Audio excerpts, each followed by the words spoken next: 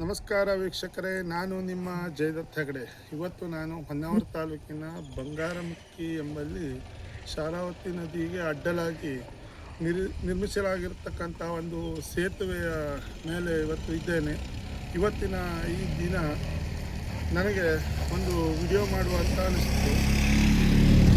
ಬರಗಾಲದ ಛಾಯೆ ಈ ಒಂದು ನದಿಯನ್ನು ನೋಡಿದರೆ ನಮಗೆ ಭಾಸ ಆಗ್ತಾ ಉಂಟು. ಇದರ ಮುಂದಿನ ಎಲ್ಲ ಮಾಹಿತಿಗಳನ್ನು ಮುಂದಿನ ವಿಡಿಯೋದಲ್ಲಿ ತಿಳಿಸಿದ್ದೇನೆ. ಅದಕ್ಕೂ ಮೊದಲು ನನ್ನ ಚಾನಲನ್ನು ಸಬ್ಸ್ಕ್ರೈಬ್ ಆಗದೇ ಇರುವವರು ದಯವಿಟ್ಟು ಸಬ್ಸ್ಕ್ರೈಬ್ ಮಾಡಿ ಹಾಗೂ ಲೈಕ್ ಮಾಡಿ ಮತ್ತು ಶೇರ್ ಮಾಡಿ. ವೀಕ್ಷಕರೇ, ಈಗಾಗಲೇ ರಾಜ್ಯದಲ್ಲಿ ಮುಂಗಾರು ಶುರುವಾಗಿ 22 ದಿನಗಳು ಕಳೆದು ಹೋಗಿವೆ. ಹವಾಮಾನ ಇಲಾಖೆ ವರದಿ ಮಾಡಿದ ಪ್ರಕಾರ ಈ ವರ್ಷ ರಾಜ್ಯದಲ್ಲಿ ಕೇವಲ 40% ಮಳೆ ಅಂತ ಹೇಳಿದ್ದಾರೆ.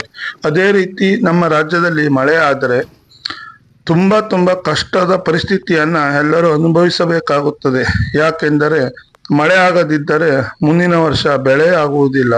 ಹಾಗೆಯೇ ನಮ್ಮ ಹೊನ್ನಾವರದಲ್ಲಿ ಹಾಗೂ ಕೆಲವು ಕರಾವಳಿ ಪ್ರದೇಶಗಳಲ್ಲಿ ಮೀನುಗಾರಿಕೆ ದೊಡ್ಡ ಉದ್ಯಮವಾಗಿದ್ದು ಮೀನುಗಾರರಿಗೂ ಸಹ ಇದರಿಂದ ತೊಂದರೆಯಾಗುತ್ತದೆ. ಮತ್ತು ಮುಂದೆ ಇದೇ ರೀತಿ ಮಳೆ ಕಡಿಮೆ ಆದರೆ ಬರಗಾಲದ ಸೂಚನೆ ಎದ್ದು ಕಾಣಿಸುತ್ತಿದೆ. ಯಾಕೆಂದರೆ ಇಲ್ಲಿಯವರೆಗೆ ಹೊಳೆ ಹಳ್ಳಗಳು ತುಂಬಿ ಹರಿಯಬೇಕಾಗಿತ್ತು. ಆದರೆ ಈ ವರ್ಷ ಬೇಸಿಗೆಯಲ್ಲಿ ಯಾವ ವಾತಾವರಣ ಇರುತ್ತದೆಯೋ ಅದೇ ರೀತಿ ಈವರೆಗೆ ವಾತಾವರಣ ಮುಂದುವರಿದುಕೊಂಡು ಬರುತ್ತಿದೆ.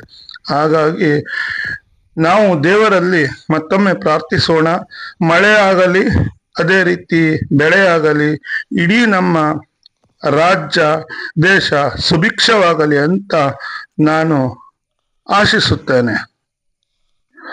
ಒಂದು ವರ್ಷ ಮಳೆಗಾಲ ಬರದೇ ಇದ್ದಲ್ಲಿ, ಬರಗಾಲ ಬಂದಲ್ಲಿ ಇಡೀ ದೇಶಕ್ಕೆ ಸಂಕಷ್ಟ ಬರುವುದು ಖಚಿತ.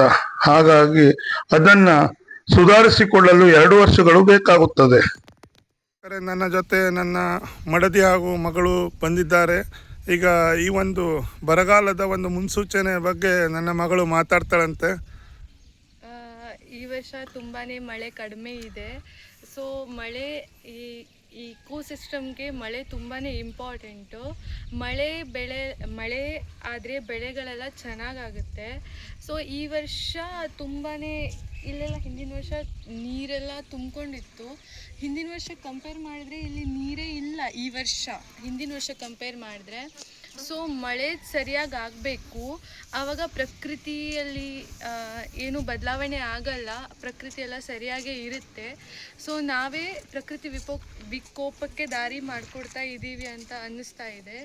ಸೊ ನಾವು ನಮ್ಮ ಪರಿಸರವನ್ನು ಸ್ವಚ್ಛವಾಗಿ ಇಡೋದ್ರಿಂದ ಹೀಗೆ ಪ್ರಕೃತಿಯಲ್ಲಿ ನಾವು ಎಷ್ಟು ಗಿಡ ಮರನ ಕಡಿತೀವೋ ನಾವು ಅಷ್ಟನ್ನೇ ನೆಟ್ಟು ನಮ್ಮ ಪ್ರಕೃತಿಯನ್ನು ನಾವು ಚೆನ್ನಾಗಿ ನೋಡ್ಕೋಬೇಕು. ಅದು ನಮ್ಮ ಕರ್ತವ್ಯ ಆಗಿರುತ್ತೆ. ಹಾಗಾದರೆ ಮಾತ್ರ ರಾಜ್ಯ ದೇಶ ಎಲ್ಲ ಚೆನ್ನಾಗಿರುತ್ತೆ. ನನ್ನ ಚಾನಲನ್ನು ಸಬ್ಸ್ಕ್ರೈಬ್ ಮಾಡಿ, ಲೈಕ್, ಶೇರ್ ಆ್ಯಂಡ್ ಕಾಮೆಂಟ್ ಮಾಡಿ. ಈ ಒಂದು ವಿಡಿಯೋ ತಮಗೆಲ್ಲರಿಗೂ ಇಷ್ಟ ಆಗಿದೆ ಅಂತ ನಾನು ಭಾವಿಸಿಕೊಂಡಿದ್ದೇನೆ.